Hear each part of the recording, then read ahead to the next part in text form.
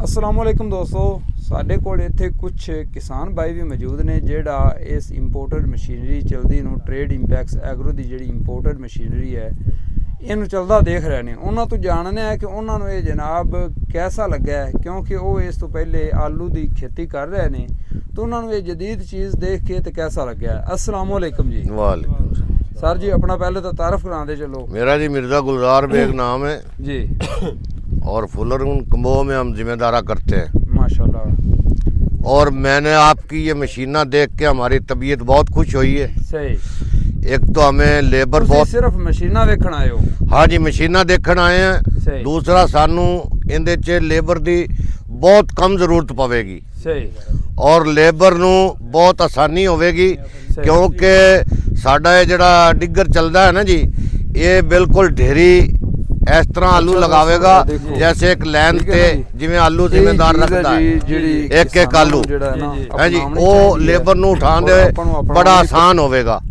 Labour को ये नहीं होवेगी कि कोई इधर चला गया, कोई पीछे रह गया, कोई आगे आलू रह गया। ये एक का एक आलू पहले डिगर में उठाया जाएगा। हाँ जी। दूसरे डिगर की जरूरत ही नहीं पड़ेगी, दोहरा डिगर लाने की जरूरत नहीं, कोई जरूरत नहीं पड़ेगी। हाँ। है जी, इंशाल्लाह असी तो वेख के बचा, टाइम भी बचा, लेबर भी बची। हाँ जी। हाँ जी, और जिम्मेदारा भी खूबसूरत होया। ट्रिपल बचत। और आलू ऐसा निकलता पिया है, असी वेख्या है कि जिस तरह आलू अभी धो के रखा हो, जिवें पानी नाल धो के रखा हुए जी।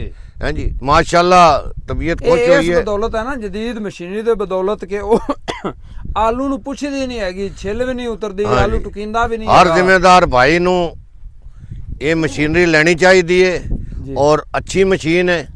और जेड़े लै नहीं सकते कंपनी रेंट ते दे रही है। और जेड़ा जिम्मेदार छोटा है 10 किल्ला दा 5 किल्ले दा अगर अफोर्ड नहीं करता तो वो रेंट ते ले लवे जी। यही कंपनी देवेगी जी, वो रेंट ते मिलेगा तुहानू जी।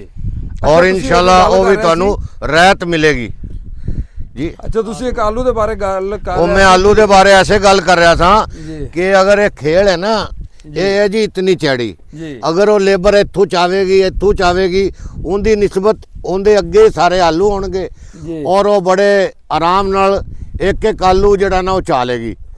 तो उनदे जे तुहानू ये रुगा ना चाह सकते हैं जी। देखो ओ बड़ा आसानी है ना जी, वो आलू रहेगा नहीं एक भी। ठीक हो गया, जेडी गल वो कर रहे ने ना, वो भी ठीक कर रहे ने। इनदे चे अपने नाल अवैध साहब आलू चे एक तो स्क्रैप नहीं बिल्कुल आई। हां बिल्कुल, वो बिल्कुल माशाल्लाह जेड़ा ना जी बिल्कुल पाक स्क्रैप तो। हाँ बिल्कुल। और इनका रेट भी 500 रुपए ज्यादा लगता है। इनदे विच जेड़ा ना इन स्क्रैप कोई नहीं है, इनदे पीछे और काफी लॉजिक है। हाँ जी, इनका रेट भी अच्छा लगता है ना, 500 रुपए ज्यादा लगता है। बाकी अवैध साहब साडे नाल मौजूद ने, मैक पकड़िया जी तुसी। ये देखें कि मैं ऐसी बात कर लेता हूँ, कोई ठीक है, कोई ठीक है। हाँ कर लो कि हमारा 90 सेंटीमीटर पे क्योंकि हमने काश्त किया, किसान 75 सेंटीमीटर पे काश्त कर रहा है, 90 सेंटीमीटर पे नहीं जा रहा। सानू सिंपल भी दस दे चलो, साडे जेडे जट लोग हैं ना जेडे खेती करते ने 80% अनपढ़ ने, इस वास्ते साडी खेड़ी है 30 दी, जेडी आम लोग पहले 28 ते 30 दी खेड़ी निकालते सन। अब ये खेड़ी है 35 इंच की। हाँ जी, हाँ जी।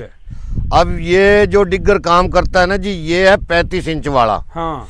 और आप प्लांटर भी 35 ते और डिगर भी 35। डिगर भी इनदे जे तुहानू इंशाल्लाह ये फायदा होवेगा, तुहाडी काश्त भी अच्छी होवेगी, तुहाडी औसत भी अच्छी आवेगी और इंशाल्लाह फिर आमदन अच्छी होवेगी तो खुशहाली भी आवेगी। अब ये जो आलू गुगू गोड़े बन जाते हैं, अच्छा, वो भी नहीं बनेंगे, आलू अपनी सही शेप निकालेगा। अच्छा, ज्यादा आलू के ऊपर मट्टी होने की वजह से भी बहुत सारा फर्क आता है आलू की शेप में, आलू की जो रंगत है उसमें, और आलू की जो बीमारियां उसमें भी। जो छोटे साइज के आप खेली बनाते हैं ना, उसके अंदर भी आलू, क्योंकि वो थोड़ी मिट्टी होती है तो आलू जल्दी एक्सपोज हो जाता है, उसके अंदर ग्रीनपन भी ज्यादा आता है। इसमें आप कहीं पे भी देख लें आपको सबज आलू नहीं, इसमें सबज आलू नहीं है।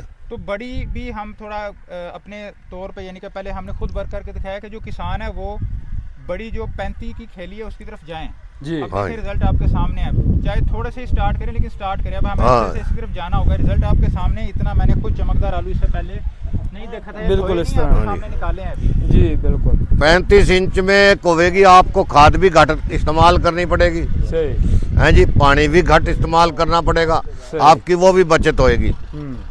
जबरदस्त। हाँ आलू साफ है माशाल्लाह, देख दिखाते हैं हम जी। बिल्कुल दिखाएं, वो दिखाते हैं।